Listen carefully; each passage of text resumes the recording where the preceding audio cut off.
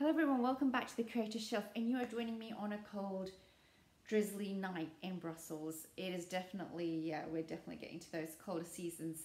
So yeah, good to have you all here. And I thought I'd do a really short midweek pop-up on the issue of kind of like perfectionism, trusting our intuition, growth, and how the journey has been for me, if it might help someone, especially those who are new to reading decks, reading the history behind like tarot and all of that stuff, and figuring out systems, right? So yeah, that's the topic. So I was kind of like a little bit inspired by this topic because this morning I saw a post on Facebook, and somebody had asked the question that, oh, I was pulling out some cards and one fell out, a jumper, and basically it landed sideways. How do I read it? Upright or reversal? And I saw that question and I thought, does it really matter?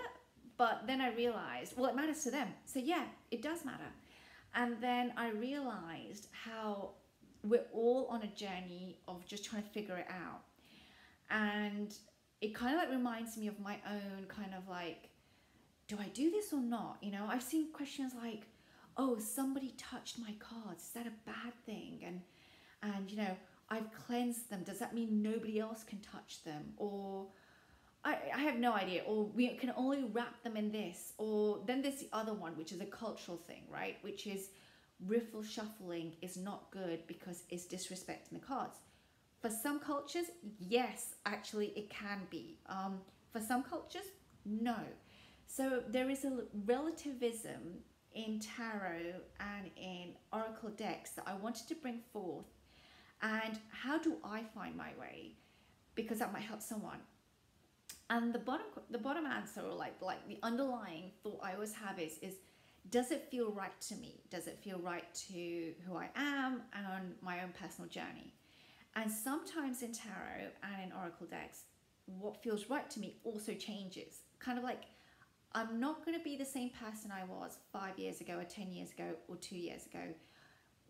I'm evolving because like I'm human basically.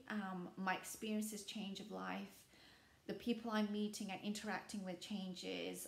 The challenges I face are sometimes the same, sometimes new ones, sometimes old ones dressed up in different clothing basically. So yeah, it's fun, you know, it's part of the journey, the Fool's journey, the Minor Arcana journey, the whole 78 card journey. And part of that all is letting go of intuition, letting go of perfectionism and trusting my intuition. For example, I don't have, this is in my head, I don't have all the perfect stuff to modify decks. And I sat like that for about at least a few months until I realized this is getting ridiculous. I need to stop modding some of my decks because they need it. And I could see myself getting really, really angst about it. So recently I've been modifying several decks, and this is one of the ones that I modified recently, which is the Guardian Tarot by Beth Solonen. Now, this is a deck that I picked up in August or September last year. It's part of the large bunch of decks that I initially got when I came back into tarot, and it was kind of like one of those things where it's like, is this going to work for me or not? Oh, it looks pretty, let's get it, you know. And what was interesting was that I realized very quickly after I picked up this deck of the Guardian Tarot that it doesn't really work that closely with the Rider-Waite system, Rider-Waite-Smith system. It kind of like goes along that way, and I was kind of like, I've just made my life a lot more difficult for myself. That's what I was thinking. But I kept the deck, and now I've edged it. So this is the edging, these are the backs, and this is the edging.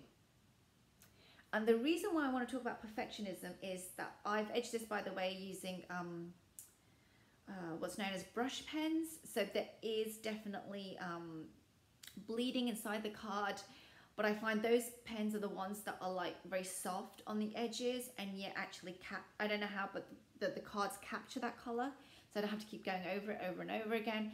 And anyway, I've got a bunch of beautiful colors that I found recently from our local doll store called Action, which I love, and these are the cards. Now, this is a deck that originally I was thinking, it's not working for me. I don't understand it. I don't understand the people in it. I don't understand what they're trying to say to me. I don't understand this Fae energy thing. And I kind of like was a little bit grumpy with it. I was kind of like, you're going off. You're going off to some other home because you're not for me. But as I edged it and I pulled the cards out, I started to realize that there was a story that they were trying to tell me. And the creator has developed a beautiful, beautiful story that I'm missing because I'm not sitting with the cards. And as I edged it, I had to throw out my perfectionism because there was some bleeding. I had to throw out my perfectionism that it didn't follow the system exactly as I need it to, and I don't understand all the expressions on the Fae's faces. I needed to throw out my perfectionism that I was going to understand the whole deck at the same time, because that's how I am as well. When I get a deck, I want to understand all the cards immediately. Yeah, exactly. And I had to throw out my idea that a card such as the Queen of Cups looks exactly how I want her to look. You know, here I really don't see that much water. I see no water. I see a cup and I see some flowers and, you know, but she's not going to fit my mold. And this is the first time ever where I've allowed a deck to really make me think, does it have to always be my way? And as I kind of like observe the deck more and more, I realize that each of the suits is telling a story. And if I don't pay attention, I'm going to miss the story. So what I want to say is that I think it's good for me sometimes to not have the answers immediately, because it pushes me to trust my intuition. It pushes me to go back into what is the knowledge I already have acquired in life, and how can I use it to help me further and acquire greater knowledge, greater understanding. And one of the factors I went back to is that I don't always have all the answers, and I'm going to learn them as I work through something.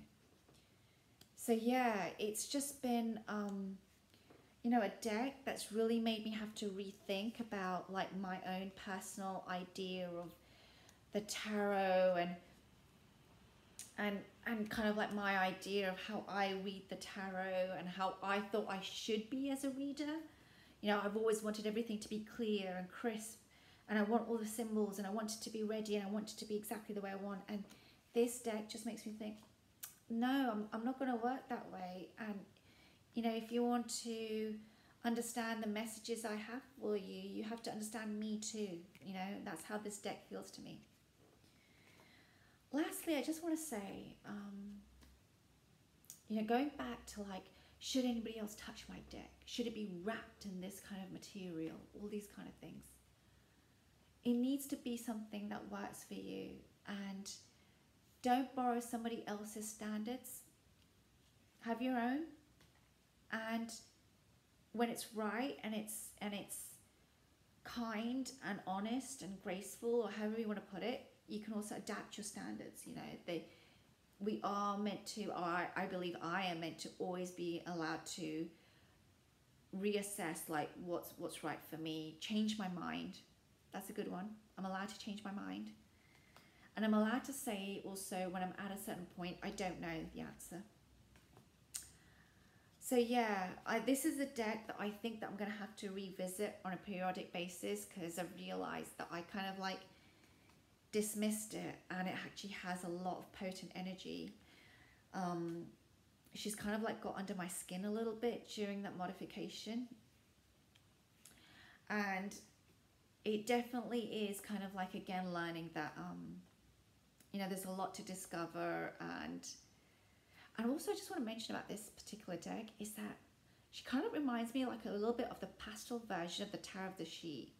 You know, the Tarot of the Sidhe is these dark, Fae energy, well, I see it as dark, very heavy, vibrant colours, very vibrant. I absolutely adore that deck. And this, I'll get the deck actually, if anybody's wondering what I'm referring to. It's a very well-known popular deck. This is the Tarot of the Sidhe by Emily Carding. Ink drawings. These are drawings that she did immediately. So these are not redone, filtered in any way, adapted, redrawn. These are, you know, not retouched or however you want to say it. These are the drawings as she produced them.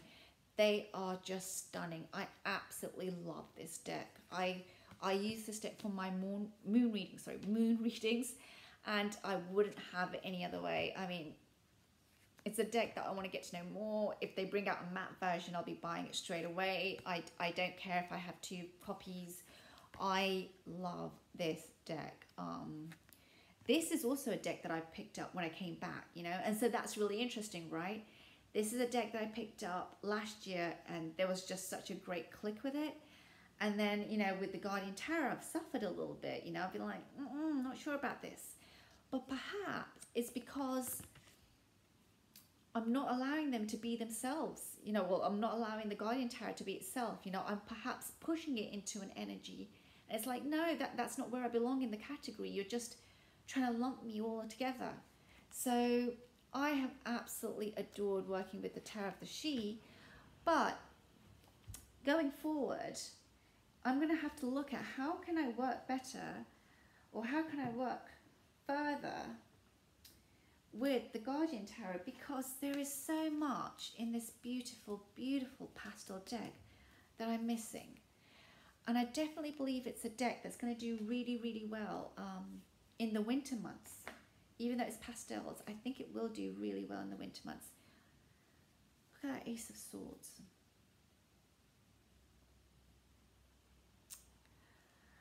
So yeah, this is my short, hopefully short video on perfectionism and intuition and growth. And I don't know if any of this makes sense, but I'm having fun a little bit right now. And yeah, let me know your comments. If you have a deck in Purgatory like this, which is sitting on the side, and you're ready to send it off to the wherever, or sell it, resell it, or gift it, and you want to give it another shot, I'd really like to know actually. So leave any comments below on that. And I just want to say thank you for joining for this week. See you soon. See you on Saturday actually.